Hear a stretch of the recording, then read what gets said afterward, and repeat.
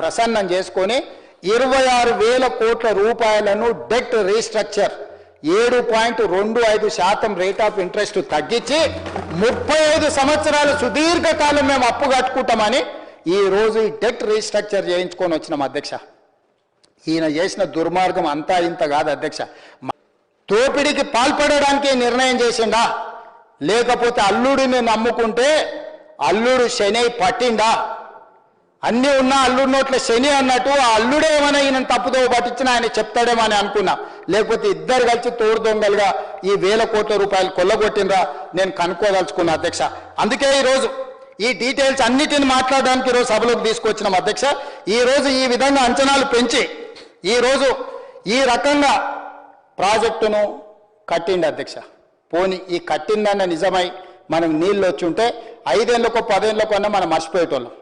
కానీ అది కూడా చేయలే అధ్యక్ష. ఎంత దుర్మార్గుడు అంటే ఆ దుర్మార్గానికి పరాకాష్ట. ఇంకా ఆ పదం నాకు తెలియదు, ఇక్కడ అన్పార్లమెంటరీ పదం వాడలేము, కానీ చెప్పడానికి వేరే భాష లేదు.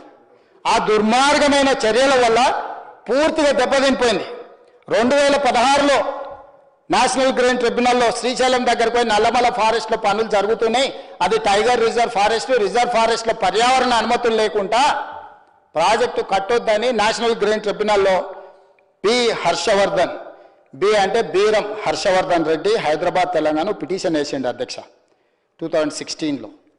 ఆ పిటిషన్లో ఎన్జిటిలో 17 ఫిబ్రవరి 2017లో గవర్నమెంట్ ఒక అఫిడవిట్ వేసింది అధ్యక్ష. ఇది ఆ మీటింగ్ ఆ డాక్యుమెంట్ ఎన్జిటిలో వేసిన డాక్యుమెంట్ అధ్యక్ష, నేను మీ ముందర పెడుతున్నా.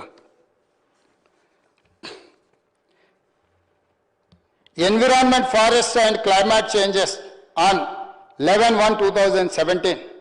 The affidavit also asserts that the state of Telangana would be implementing the disputed project only with regard to the supply of drinking water and not for irrigation. ఈ project కేవలం తాగునీళ్ళ కోసమే కడుతున్నాము, ఇరిగేషన్కి ఎలాంటి సంబంధం లేదు, కాబట్టి మేము సాగునీటికి తప్ప దేనికి వాడము అని చెప్పి కట్టిండు అధ్యక్ష. సాగునీటికని ఎందుకు ఒప్పుకున్నాడంటే పంపులకు లిఫ్టులకు బిల్లులు ఇవ్వాలంటే సాగునీరు బహానాతోనే ఆ పంపులకు లిఫ్టులకు బిల్లులు ఇవ్వడానికి ఎన్జిటీలో కేసు వేసింది అధ్యక్ష. ఎన్జిటి ఏం చేసింది, ఇవన్నీ చూసి నువ్వు టైగర్ రిజర్వ్ ఫారెస్ట్లో ఇవన్నీ చేస్తున్నావు కాబట్టి కొన్ని 100 కోట్లు అనుమతి లేకుండా, పర్యావరణ అనుమతులు లేకుండా నువ్వు ఇవన్నీ నిర్మిస్తున్నావు, నీకు ఫైన్ పెనాల్టీలు వేస్తున్నావు అని తెలంగాణ రాష్ట్రానికి బీరం హర్షవర్ధన్ పిటిషన్ మీద కొన్ని 100 కోట్లు ఫైన్లు పెనాల్టీలు వేసింది అధ్యక్ష. దాంతోనే రాష్ట్ర ప్రభుత్వం సుప్రీంకోర్టుకు పోయింది అధ్యక్ష.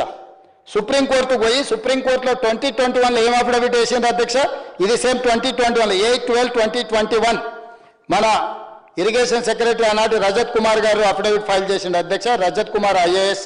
ఇందులో వారు ఏమంటారంటే 2021లో, అది 17లో, ఇది 2021లో PRLIS అంటే Palamuru Rangareddy lift irrigation scheme as presently planned has no provision for irrigation. మేము వ్యవసాయానికి ప్రాజెక్టే కడతలేము, వ్యవసాయానికి సంబంధం లేదని సుప్రీంకోర్టు ముందర పోయి ఈరోజు రజత్ కుమార్ ఇరిగేషన్ సెక్రటరీ పోయి ఫైల్ చేసిండు అధ్యక్ష. చివరికి సుప్రీంకోర్టు 17/2/2023 లేటెస్ట్ వన్, అంటే ఆయన దిగిపోయే సంవత్సరం, సుప్రీంకోర్టు ఏం జడ్జిమెంట్ ఇచ్చిందంటే అధ్యక్ష, ఇది సుప్రీంకోర్టు జడ్జిమెంట్ అధ్యక్ష, సుప్రీంకోర్టు డైరెక్షన్ డేటెడ్ 17/2/2023. అంటే మొత్తం డీటెయిల్స్ అంతా రాసి లాస్ట్ కంక్లూజివ్ రిమార్క్స్ ఏమన్నారంటే, providing drinking water to en route villages to the extent of 7.15 thousand million cubic feet of water. అంటే 7.15 TMCల నీళ్లు తాగునీళ్లకు వాడుకోవడానికే పాలమూరు రంగారెడ్డి ఎత్తిపోతల పథకానికి అనుమతిస్తున్నామని 17/2/2023 నాడు సుప్రీంకోర్టు ఈ ఆదేశాలు ఇచ్చింది అధ్యక్ష. ఇంక ఇప్పుడు మీరు చెప్పండి అధ్యక్ష, 12.5 లక్షల ఎకరాలు రంగారెడ్డి, మహబూబ్ నగరు, నల్గొండకు నీళ్ళు ఇస్తా, సస్యశ్యామలం చేస్తా, నేను దానికోసం ఎంతైనా ఖర్చు పెడతాని 55,000 కోట్ల రూపాయల అంచనాలు చూపించి సుప్రీంకోర్టులో కూడా ఇది తాగునీటి ప్రాజెక్టే సాగునీటి ప్రాజెక్టు కాదు అని సుప్రీంకోర్టు ముందర స్పష్టంగా ఈ ప్రభుత్వం ఒప్పుకొని సుప్రీంకోర్టు నుంచి డైరెక్షన్ తెచ్చుకొని సాగునీటికి ఎక్కడ డిస్ట్రిబ్యూటరీలో కానీ ల్యాండ్ ఎక్వేషన్ కానీ డీటెయిల్ ప్రాజెక్ట్ రిపోర్ట్ ఇప్పుడే మీకు చదివినిపించిన కదా అధ్యక్ష, ఎక్కడ కూడా దానికి నిధులు కేటాయించలేదు అధ్యక్ష. ఎప్పుడు కూడా చంద్రశేఖరరావు గారికి హరీష్ రావు గారికి పాలమూరు కానీ రంగారెడ్డి కానీ నల్గొండ కానీ సాగునీరు ఇవ్వాలని పరిశ్రమలు రావాలన్న ఆలోచన లేదు.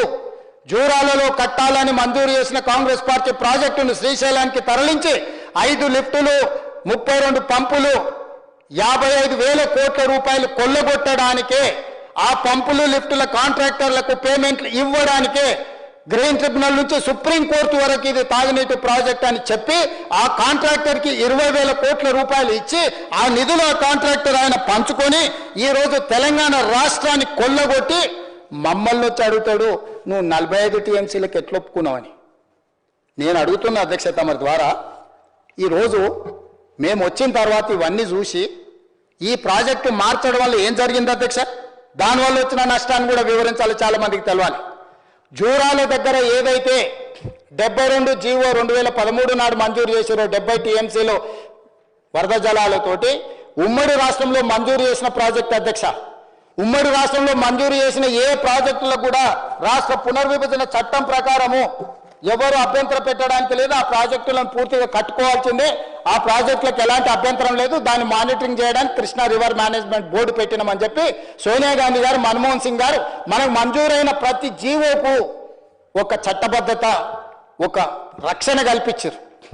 ఎప్పుడైతే జూరాల నుంచి శ్రీశైలం మారిందో, సోర్స్ మారింది, 90 టీఎంసీలు పెరిగింది, మొత్తం లిఫ్టులు పంపులు ఏరియాలు మారిపోయినాయి.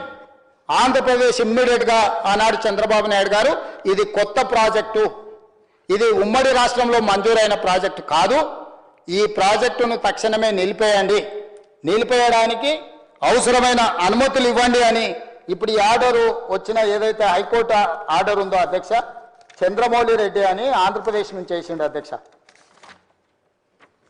చంద్రమౌళీశ్వర్ రెడ్డి అండ్ అదర్స్ ఏదైతే బీరం హర్షవర్ధన్ రెడ్డి వేసిన పిటిషన్లో వీళ్ళు చేరి ఆంధ్రప్రదేశ్ వాళ్ళు దీన్ని మొత్తం జూరాల ప్రాజెక్ట్ అయితే మేము కూడా ఒప్పుకుంటాం, ఉమ్మడి రాష్ట్రంలో అయింది, మాకేం అభ్యంతరం లేదు.